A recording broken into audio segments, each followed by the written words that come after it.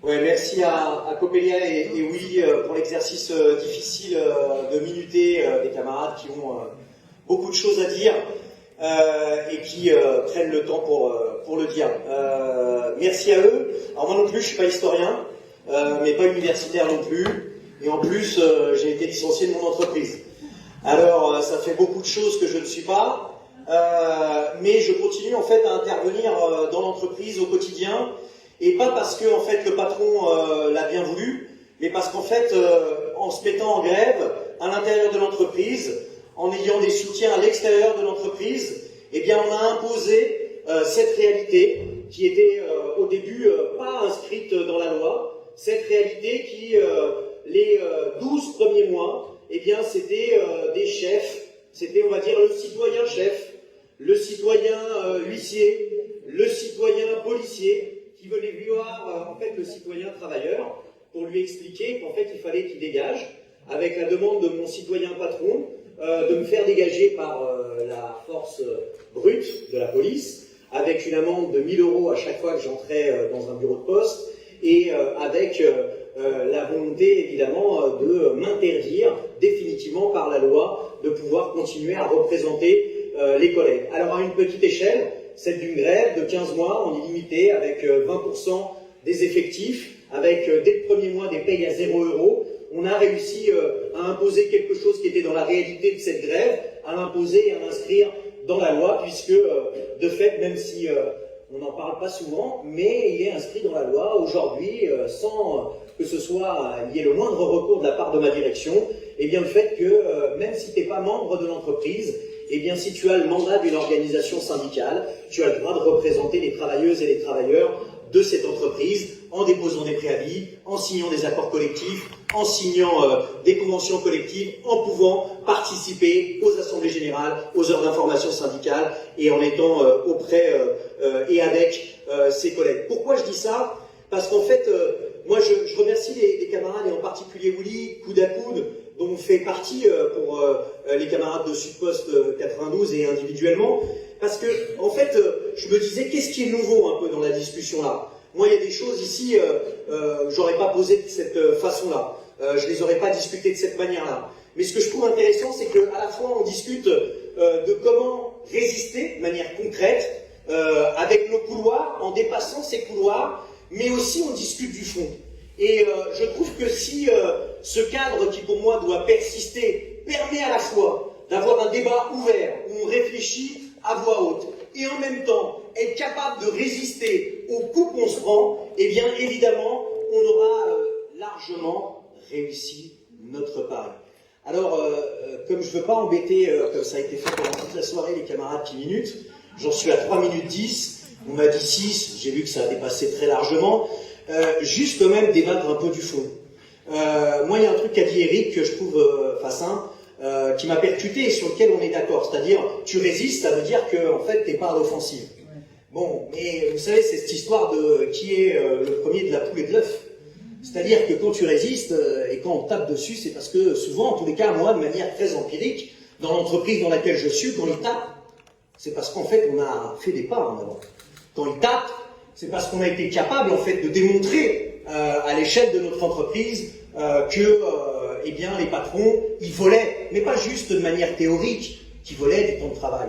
Qui volaient du temps de travail lorsqu'ils nous racontaient que pour distribuer un recommandé, c'était 1 minute 30. Qui volaient du temps de travail lorsqu'ils disaient une évidence. Oui, il y a moins de cartes postales, donc comme il y a moins de cartes postales, comme il y a moins de courriers ordinaires, on peut supprimer, comme ils ont fait depuis 10 ans, 100 000 emplois. Mais nous, on leur disait, mais en fait, il y a moins de cartes postales, mais il y a plus de PPI, c'est-à-dire il y a plus de petits paquets, il y a plus de recommandés, il y a plus de paquets. Et j'ai pas besoin d'être sorti de je ne sais quelle université ou de quel niveau d'études pour comprendre que quand je distribue 10 pastèques, c'est bien plus compliqué que distribuer 10 grains de raisin. Alors, cette démonstration empirique, lorsqu'elle s'est combinée avec la force du nombre dans les instances, et aussi par la grève, et qu'elle a imposé le fait de ne pas pouvoir supprimer des emplois, c'est-à-dire qu'on a eu une incursion dans le pouvoir du patron, et ben en face, ils ont tapé. Mais avant, on a fait un pas. Et donc, par rapport à toute cette discussion, Olivier, que pas juste je respecte beaucoup, donc j'écoute ce qu'il dit, Je ne suis pas d'accord pour dire qu'il n'y a pas eu de victoire sur des grandes réformes néolibérales. On me dira, CPE 2006, j'étais dans l'entreprise, déjà. J'étais plus étudiant. J'étais dans l'entreprise, et effectivement, c'est une victoire. Mais la réforme des retraites, moi je suis d'origine espagnole, je suis andalou. Heureusement que le 5 décembre, de manière débordée des directions syndicales, les travailleuses et les travailleurs de la RATP sont mis en grève reconductible. Heureusement que à la SNCF, ça a bagarré.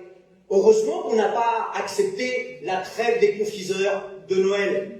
Heureusement que d'autres se sont mis en grève minoritaire. Parce que sinon, on serait dans la même situation qu'en Grèce, au Portugal, dans l'État espagnol, c'est-à-dire dans la situation dans laquelle l'âge de départ à la retraite, les travailleuses et les travailleurs, ils ont plus misé sur un bulletin dans l'urne que sur la mobilisation, la généralisation de la grève et la grève générale.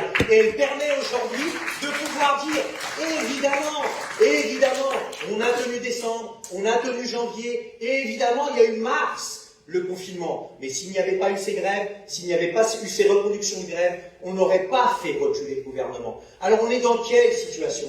On est dans la situation, de notre point de vue, dans la situation où il y a eu, dans un laps de temps très court, il y a eu des mobilisations énormes, importantes sur le terrain féministe contre les violences qui sont faites aux femmes. Il y a eu des mobilisations qui ont senti l'insurrection, qui était le mouvement des Gilets jaunes. Il y a eu des mobilisations qui ont montré la force et la centralité de secteurs stratégiques, comme ceux des raffineries, comme ceux des transports, comme ceux de la SNCF. On a vu aussi passer devant les mobilisations dans les quartiers par rapport aux enfants d'immigrés, de travailleurs qui se sont battus dans les années 80 et dans les usines et dans les entreprises et qui ont refusé d'être traités comme ils l'étaient dans les quartiers par la police et par cet État colonial, mais surtout capitaliste, qui est un État qui en réalité défend les intérêts d'une petite minorité. Et il y a eu cette jeunesse qui était dans les cortèges de tête, cette jeunesse qui, à un moment donné, a occupé les universités, cette jeunesse qui, en occupant les universités, a fait faire que, y compris ce gouvernement, soit obligé de poser la discussion sur comment on les déloge, sur comment on les condamne, sur comment on les réprime.